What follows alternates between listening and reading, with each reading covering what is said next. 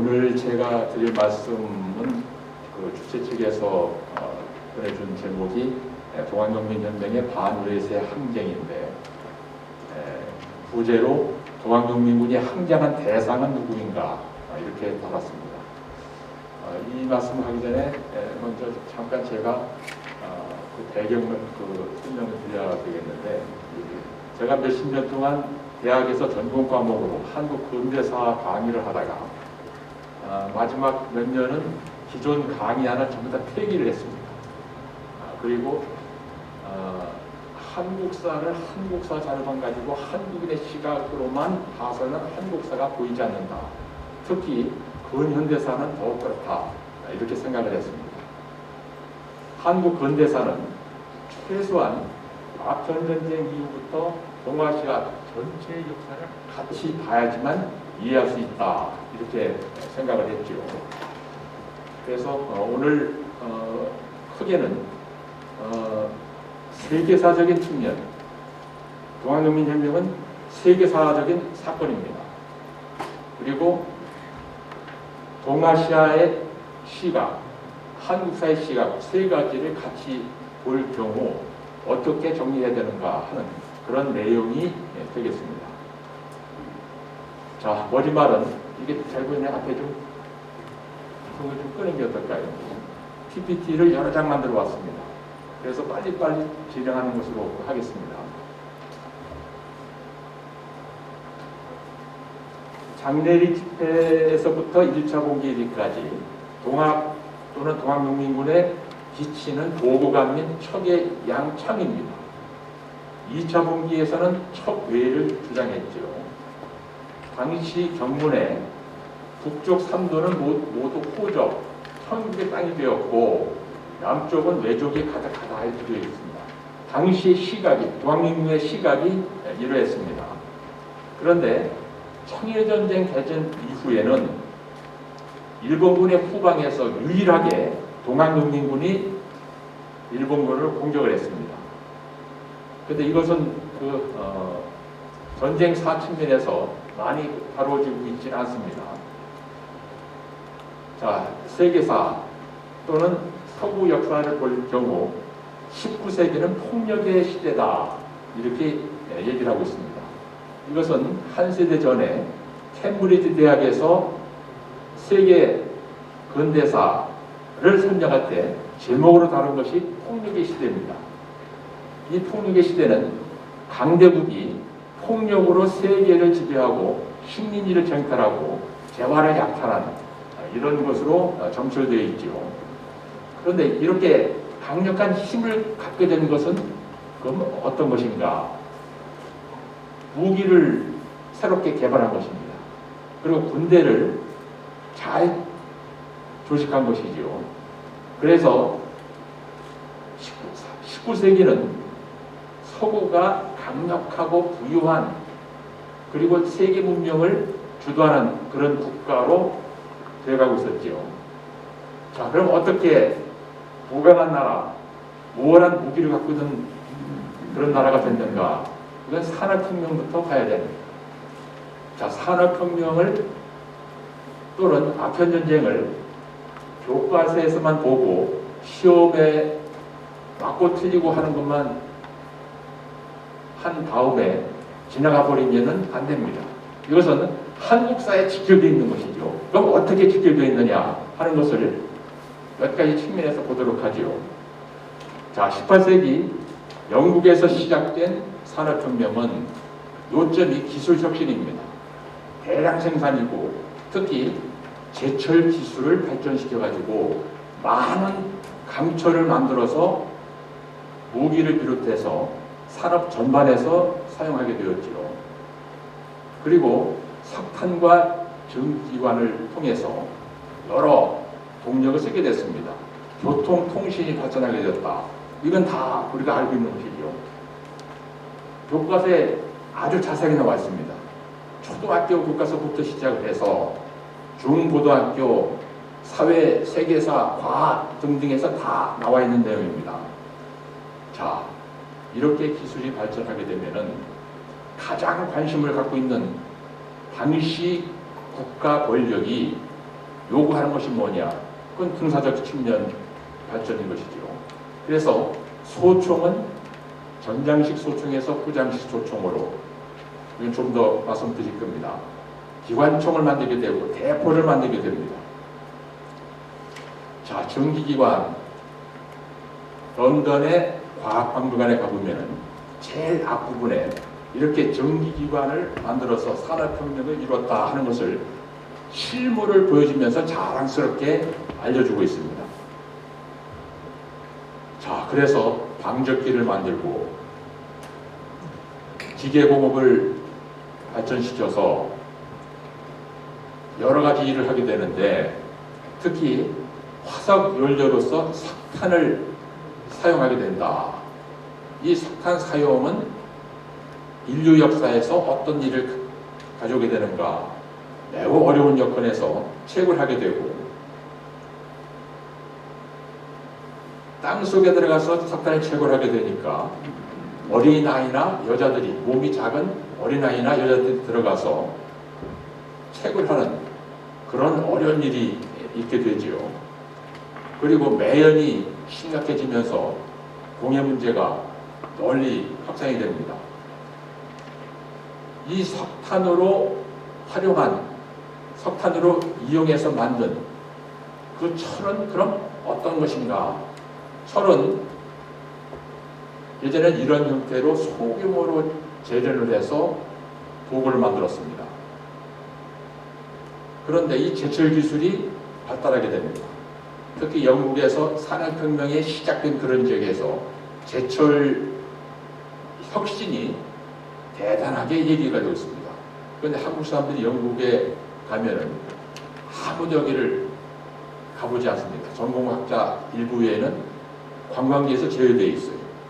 이 철을 생산해서 만든 그 앞에 영국 군대가 총을 들고 서 있는 동상이 있습니다. 이것이 세계를 지배했던 힘의 원천이다 하는 것을 보여주는 것이죠. 목탄을 사용하게 되면은 철광석을 가열할 때 녹는 온도가 1000도 정도밖에 되지 않습니다. 그래서 이물질이 거기 많이 들어가게 돼서 물에다 식히고 두드리고 해서 순도를 높이게 되지요. 조선과 일본에서 철광을 채굴해서 재련하는 그런 내용을 보면은 일본은 열심히 철을 많이 확보해서 무기를 만들려고 노력을 하지만, 물론 무기뿐만이 아니라 생활에 필요한 여러 도구를 만들어내게 되지요. 조선에서는 그렇지 않다. 참 광업과 이런 공업과 관련된 우리 역사 자료를 보면은 아주 미미하게 짝이 없습니다. 자, 일본에서는 각 번마다 주물 공장을 만들고 농기구 병기를 생산하고, 특히 아편전쟁 이후에 서양에서 어떻게 신무기를 만들었는가 하는 것을 관심 있게 보고 그것을 만들려고 노력을 합니다. 그래서 서양식 반사로를 수용하게 됩니다. 자, 이 반사로를 모르고 한국사를 공부했다. 이건 좀 잘못된 내용이다. 이렇게 생각해도 과언이 아닙니다. 왜? 이것 때문에 나라가 망했는데, 이것 때문에 국력이 차이가 났는데 이걸 모르고 역사를 공부했다. 이건 적합한 것이 아니죠. 자, 이게 반사로입니다. 철광을 여기다 놓고 가열을 합니다. 그리고 가열하면은 이 가열한 것이 위로 열기가 올라가서 가스가 다시 가열을 시켜서 온도를 높이게 해줍니다. 그래서 고온 불꽃과 가스를 반사해서 불순물이 섞이지 않고 대량 생산이 가능한 것이 나오게 되지요. 이것이 반사로 형태를 여기저기서 보여주는 것입니다. 교과서라든가 하는 그런데 이것이 많이 나오게 되지요. 자, 이 철이 대량 생산됨으로써 예전에 도시 형태가 저층 일본도라면은 철근을 사용해서 고층으로 변화하는 그런 모습이 나타나게 됩니다. 공장이 대규모로 만들어지게 되고 각종 기계가 개발되고 자동차 등등이 만들어지게 되고 더 중요한 것은 무기를 발명하고 많이 생산한다는 것입니다. 자, 이것이 이제 무기 만드는 공장입니다. 대량 생산이 이루어지고 이게 철이 없으면 불가능한 그런 것이지요. 오스트리아 도나비치에 있는 철 제련 공장인데 이제 최고의 수익을 내는 그런 산업이 됩니다. 특히 교통의 발전에 따라서 기차가 놓여지게 되면서 기차도 만들고 철로를 만드는 그런 과정에 엄청난 철이 필요하게 됐지요. 왜 그것을 만드느냐? 편리하고 국력을 발전시킬 수 있는 그런 힘이 되기 때문에 그렇습니다. 자, 이것이 영국에서 산업혁명이 발전되어 나가는 그런 모습입니다. 이건 아마 예전 교과서에서 많이 보셨을 거예요. 그리고 그 산업혁명이 유럽에서 1850년대부터 80년대 이르기까지 어떻게 확대되어 갔는가. 자, 1894년 동학농민군이 동기해서 활동하던 그 시기와 거의 인접되어 있는 것이지요. 자, 그래서 일찍이 산업혁명화 이루고 부강한 나라가 된 나라, 그리고 점점 따라가는 나라가 이렇게 나오게 됩니다. 그리고 도시화가 이루어집니다. 도시에 대량으로 사람들이 모여 살게 되고 공장이 들어서게 되고 하는 것이 나오게 되지요.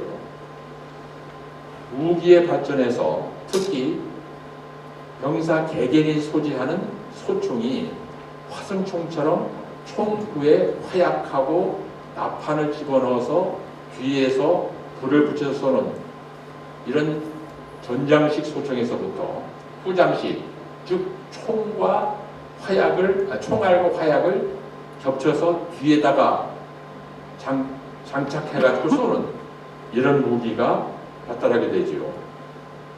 자, 그것이 어떻게 차이가 나는가? 이 무기의 발달사 이걸 보면은 아주 가슴이 아픕니다. 이 무기 때문에 동학민군이 그렇게 많이 희생을 당했습니다. 영국에서는 일찍이 이런 소총을 개발을 하고 또 미국에서는 이런 소총을 개발을 하고 러시아에서는 모신나강이라고 하는 이런 소총을 개발해서 각 기에 침략군을 내보냈습니다. 이제 무기가 달라졌으니까 기존에 창, 칼, 활로 싸우던 그런 시기와 달라지게 됐던 것이지요. 자, 후장식 소총은 요 뒤에다가 총알을 넣는 것입니다. 특히 스나이스 소총은 영국이 세계를 지배하는데 원동력이 되었던 소총입니다. 어디서 사용됐는가? 식민지적 전쟁, 일본에서 수입해서 사용하고 줄루전쟁, 보호전쟁, 1차 대전에서 사용하지요. 87만 정이 제작되었는데 유효 사거리가 550m다.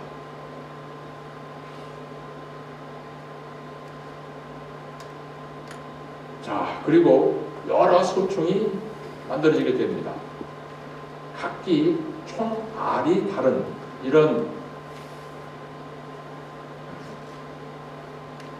자, 처음에는 이것이 종이로 만들었습니다. 그런데 자꾸 떨어지고 하니까 이제 동으로 만들게 되죠. 그래서 화약을 더 많이 집어넣고 멀리까지 쏘는, 그리고 동일게 되면은 멀리 안 나가게 되니까 빼쪽하게 만드는 그런 단계까지 나가게 됩니다. 그 시기에 우리는 화승총과 활, 창, 칼 정도로 관군이 무장을 했습니다. 그럼 어떻게 이것을 사용하는가? 이건 우리 자료에 이게 없습니다. 한국 자료, 여러 자료를 다 찾아봐도 화승총을 어떻게 쏘나요? 어디까지 나가나요?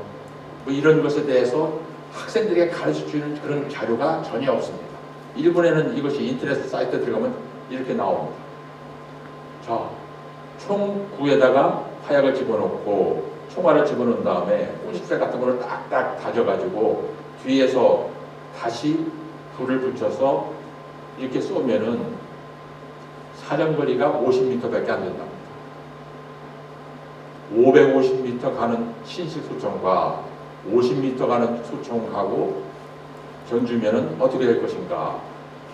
명중도 잘 안 돼서 10발을 쏘면 한두 발, 그것도 50m 이내에서 명중한다고 그러죠.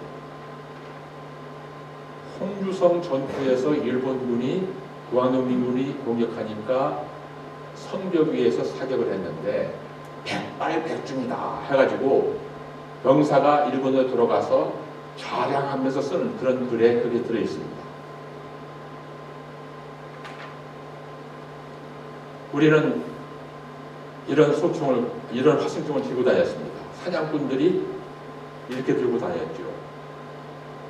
여기다가 하약통 집어넣고 넣고 그렇게 했던 것이지요. 이게 화승총의 그 형태입니다. 그런데 숙종에 들어와서 천보총을 만듭니다. 용빈군 자료에 보면은 이를테면 한 예를 들어서 태인 전투가 벌어졌을 때 태인 산 위에서 용민군이 총을 쏘는데 옆으로 떨어지는 소리가 요란했다고 하는 것을 일본군과 관군의 기록에 나옵니다. 그럼 천보총이 뭐냐? 천보를 갈 만큼 거리까지 총알이 날아가는 총이 천보총입니다. 그런데 이렇게 깁니다. 총열이. 이것은 이 천보총에 대해서 관심 있는 사람이 재현하는 것입니다. 실물이 하나도 없습니다. 화승총을 비롯해서 칼, 창, 활 이것이 일본군이 몰수해서 전부 다 없애버렸습니다. 실물이 한 정도 남아있지 않습니다. 지금 화승총을 갖고 있는 그런 데가 육군 사관 앞에 있는 육군 박물관 또는 전쟁 기념관 이런 곳인데 실물이 왜 없느냐? 총포 화약물 간섭법에 의해서 일본 사람들이 다 없애버렸습니다. 당시에 없애고 조선 총독부가 없애고 광복이 어디 나타나면은 총포 화약물 간섭법 똑같은 법을 적용해서 다 없애버렸습니다. 자, 천부총은 이렇게 쏩니다. 어떻게 쐈는지 하나도 기록이 없기 때문에 중국에서 비슷한 형태로 나온 것이 이렇게 대를 거치하거나 사람 어깨 위에다가 올려놓고 쏘는 이런 형태로 쐈던 것이죠. 죽창도 이런 식으로 길게 만들었습니다. 5자 1.5m 정도로 기록이 나오는데 그래서 1.5m 같은 창으로 역할하지 못합니다. 실제로 6.25 때 사용됐던 죽창 길이를 보면은 이건 2m 이상입니다. 한번 길이를 한번 보세요. 자, 그리고 이런 기관총이 나오게 됩니다. 소총과 싸우는 그런 군대가 기관총과 싸우게 되면은 어떻게 되느냐? 이거는 상대가 안 되는 것이죠. 대포를 만들게 됩니다. 이게 암스트롱 대포입니다.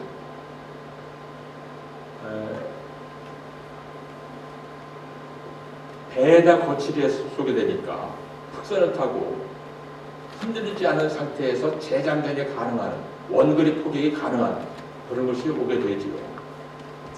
자, 그래서 최고의 상품이 대포가 됩니다. 19세기 후반에 유럽에서 만든 상품 가운데서 최고의 수익을 낼 수 있는 것이 이런 대포였다는 겁니다. 이런 사진은 무수하게 나옵니다. 여기서도 잘 안 나오지만 나오고 있죠. 산업 전시회에 이런 것이 나옵니다. 크루트 대포는 독일에서 만든 그런 대포고 암스트롱 대포는 영국에서 만든 대포입니다. 이것이 2차 대전 이후까지 크게 사용하게 되지요. 자, 암스트롱 대포가 위도어 나오지요. 요것이 붙어있는 그 대포, 군함이 만들어지가 하는 이런 그 군사사 측면에서 이걸 살펴봐야 되는데 이런 것들이 잘 나오고 있지 않는다. 그리고 기관차가 나옵니다. 이 기관차는 무기입니다. 일개 사단 병력을 한 지역에서 다른 지역까지 빨리 이동해서 2개 사단, 3개 사단 역할을 할 수 있게 하는 것이 대량 수송수단인 이 기관차입니다. 그래서 이 기관차가 어떻게 발전되어 왔는가, 그리고 철로를 어떻게 만든가, 철교가 어떻게 만들어졌는가, 그리고 산지를 갈 때 굴은 어떻게 굽는가, 이것이 같은 시기에 나온 그런 그 기술의 발전, 혁신이지요. 자동차도 처음부터 군사용으로 만들어지기 시작했습니다. 이게 군사 무기였던 것이지요. 배도 마찬가지입니다. 범선에서부터 여기에 연통이 올라가 있죠. 전기기관에 들어가서 이 프로펠러를 통해서 빨리 헤쳐나가는 그런 배가 이런 군함이 됐습니다. 이런 군함이 19세기 말에 조선까지 들어오게 되는 것이죠. 자, 이런 배 몇 척에 조선은 완전히 망했습니다. 자, 유럽에서 군사면에서 혁신을 이룬 나라가 프러시아입니다. 자, 프러시아의 황제, 재상, 참모총장 비스마르크에 의해서 이루어진 프러시아의 강성한 그런 모습이 일본을 통해서 조선에 그대로 적용이 됩니다. 자, 프러시아 군대 특징이 뭐냐? 징집령을 취하는 겁니다. 전 국민을 다 일정한 나이가 되면 뽑아가지고 군대를 만드는 것이죠. 그래서 보통 때는 몇십만에서 많을 때는 몇백만, 2차 대전 때는 천몇백만에 이르기까지 군대를 징집하는 근거를 마련합니다. 그리고 현역, 예비역, 후비역 해서 3년, 4년 뭐 이런 식으로 해서 최소한 10년을 군대에 복무하도록 합니다.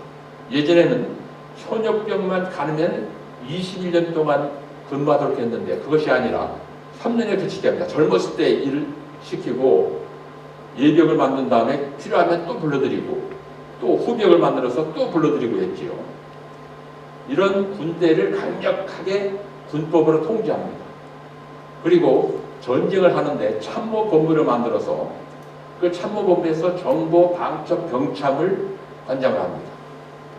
병참은 네가 알아서 현지에서 조달하라 하는 것이 아니라 처음부터 병참을 계획해서 오랫동안 전쟁하도록 하는 이런 것이 만들어지게 되지요. 그리고 아까 말씀드린 것처럼 철도를 활용합니다. 군사 이론을 또 개발을 하지요. 그리고 군 조직이 대대, 연대, 사단, 군단, 군 이런 차원의 체계를 만듭니다. 이렇게 체계를 만들어서 보불전쟁에서 획기적으로 활용을 하게 되니까 전 세계 모든 국가가 똑같은 형태를 만들고 한국도 지금 현재 똑같은 이 군사 체제를 갖추고 있습니다. 자, 영국이 해군력을 이용해서 전 세계를 다니면서 막대한 식민지를 확보를 합니다. 그래서 세계가 분할이 되죠. 그래서 유럽 제국주의 국가들끼리 서로 다툼하는 생태 전쟁을 벌이는 그런 일이 벌어지게 됩니다. 동아시아에서는 어땠느냐? 서세동점이라고 하는 그런 용어로 쓰고 있는데 전에는 중국하고 일본에서도 이런 말 쓰다가 요새는 안 씁니다. 한국에서만 아직 쓰고 있지요. 서세동점입니다. 아편전쟁 이후에 중국에서는 양무운동, 일본에서는 메이지유신, 우리는 개화운동을 벌이게 되는데 그 한 세대에 걸친 아편전쟁 이후 한 세대에 걸친 결과가 청일전쟁입니다.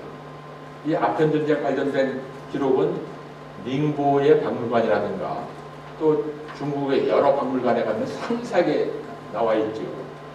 에로 사건, 제2차 아편전쟁이 어떻게 벌어졌느냐.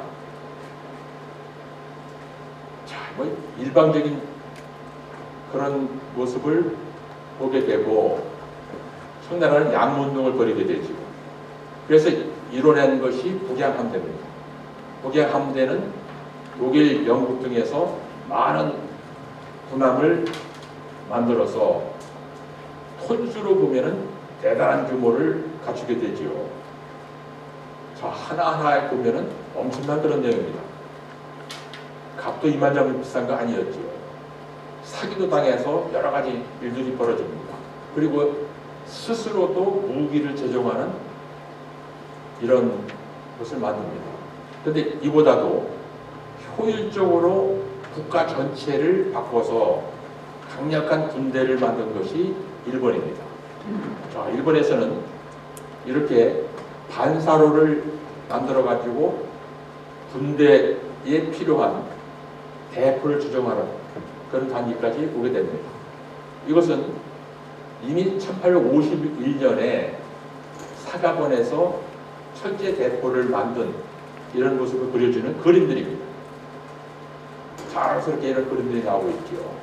그리고 프러시아의 군대 모습을 그대로 본따게 됩니다. 직접 가서 배워오게 됩니다.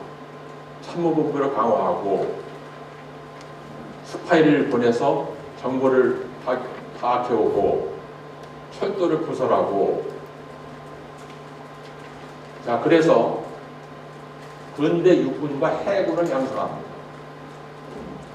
1876년에 일본 스파이가 조선에 들어와서 조선을 정복하기 위해서는 2개 중대면 충분하다, 그렇게 하고 갑니다.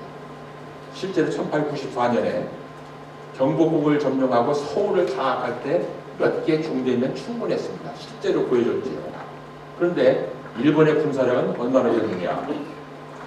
이게 일본군의 전시 사단 편제입니다. 18,492명이 전시 편제이죠.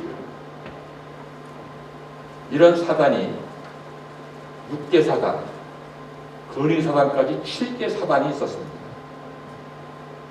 자, 그러면은 일본군과 조선군의 강약의 차이가 어떠한가 하는 것을 알 수가 있는 것이죠. 자, 이 전시 편제를 쭉 보면은 이것이 1890년대 초에 조례를 만들어서 확정해 놓은 것이고, 또 실제로 갖추고 있던 그런 군대였던 것이지요. 자, 근데 이것하고 이제 이걸 보세요. 개화운동이 어땠다. 자, 한국사를 제가 이거로부터 시작을 했습니다. 한국사 강의할 근대사에서. 자, 개화운동이 됐는데 개항전위에 개화파가 나타나게 되고, 어떻게 하고 어떻게 하고 이 얘기만 쭉 하면 저게 하나도 안 보입니다. 지금까지 말씀드린 것이 하나도 보이지가 않습니다. 왜 제가 강의한 전체를 폐기했다고 하느냐? 이걸 얘기할 수밖에 없으니까. 기존 교과서에 이렇게 되어 있습니다. 제가 이렇게 수십 년간 가르쳤습니다. 가르치고 나니까 자꾸 뭐가 이상해요. 그러니까 어떻게 했으면 좋을 것 같다가 나중에 다 폐기를 할 수밖에 없다 해가지고 산업혁명부터 얘기를 하고 아편전쟁 얘기하니까 이게 드러납니다. 민주정권이 무엇이 문제가 있는지 이게 드러나고 확인이 되지요. 자, 한국 근대사를 오늘날까지 1801년부터 쭉 살펴보면 이러합니다. 1894년 여기 있었습니다. 그리고 오늘날 이런 정부를 거쳐서 여기까지 왔습니다. 자, 일본군이 조선에 파견됐을 때 온 군대가 아까 말씀드린 그 군대입니다. 히로시마 성에 조선에 파견된 제5사단의 본부가 있었는데 그 본부에 여러 가지 모습이 천수각의 사진으로 붙여 있습니다. 거기서 제일 제 눈에 끌었던 것이 연병장에서 대포를 쭉 나열해놓고 포격 연습하는 겁니다. 한국에는 그런 철제대포가 없었을 때 이미 사단 병력이 구성이 돼서 각 부대별로 배치가 되어 있고 연병장에 포병 훈련을 하는 그런 일이 있게 되죠. 그리고 전쟁 연습을 합니다. 1개 사단이 아니라 몇 개 사단이 특정한 지역에서 방어군, 공격군을 설정해가지고 어떻게 공격하고 어디를 공격하고 이런 것이 사단, 몇 개 사단을 동원한 그런 전쟁 연습을 해야 되지요. 그것이 프러시아식 연습이 그대로 이루어지는 것이죠. 자, 여기에서 우리는 이토 히로부미만 강조합니다. 이토 히로부미가 혼자서 한국을 다 정복한 그런 것처럼 느껴지게끔 이등방목만 예전부터 계속 얘기했다고 했어요.